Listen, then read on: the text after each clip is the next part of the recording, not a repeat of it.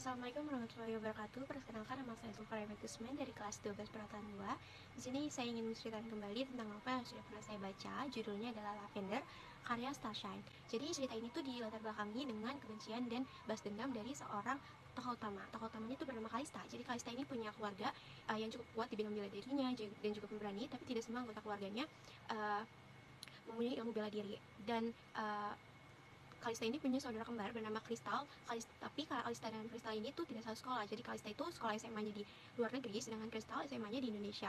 Tapi setelah 1 tahun menjalani sekolah di luar negeri, Kalista itu mendapat kabar bahwa Kristal itu meninggal dunia.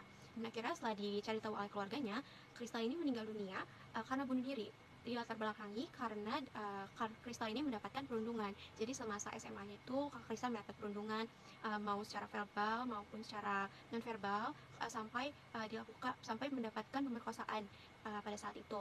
Kristal juga punya satu cowok yang dia suka bernama Bara, tapi dia tidak berani untuk mengungkapkan perasaannya kepada Bara. Sampai akhirnya Kristal sudah merasa tidak kuat lagi, akhirnya dia memutuskan untuk bunuh diri.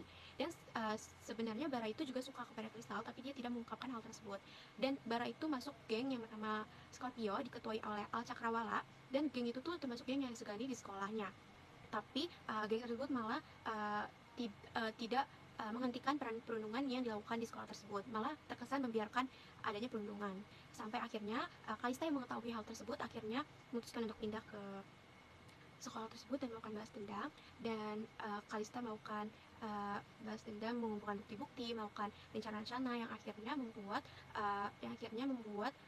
Kalista itu mengunggah. Setelah mendapatkan bukti tersebut, Kalista itu mengunggah bukti-bukti itu ke sosial medianya, yang membuat Al Cakrawala, Shena, dan juga teman-temannya itu dan juga teman-teman satu gengnya itu mendapatkan hukum sosial, yaitu mereka dibenci oleh masyarakat, dibenci sama teman-teman sekitarnya juga, sampai akhirnya teman-teman satu geng itu termasuk Shena yang sangat menjadi Shena itu kunci perundungan itu. Jadi Shena yang paling banyak melakukan perundungan kepada Kristal gitu, sampai Shena itu akhirnya depresi juga. Dan ternyata ada juga di Al Cakrawala itu, salah ketua itu tidak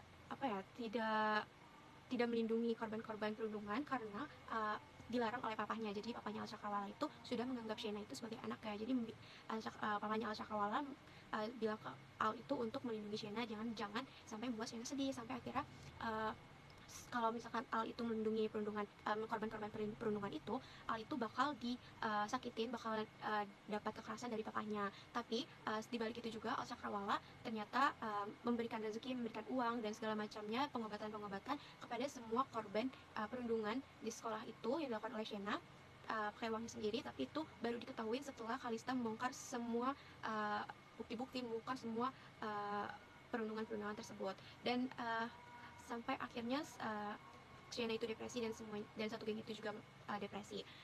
Dan amanah yang bisa kita dapat itu semua yang kita lakukan, semua yang kita perbuat itu akan mendapat balasannya. Mau itu perbuatan yang baik atau perbuatan yang tidak baik, itu semua akan mendapat balasannya, atau mendapat balasannya. Jadi sebisa mungkin sebelum bertindak, kita berpikir dulu sebelum bertindak, dan berpikir juga kalau misalkan apakah tindakan kita itu baik untuk kita atau tidak, apakah tindakan kita merugikan orang lain atau tidak. Seperti itu.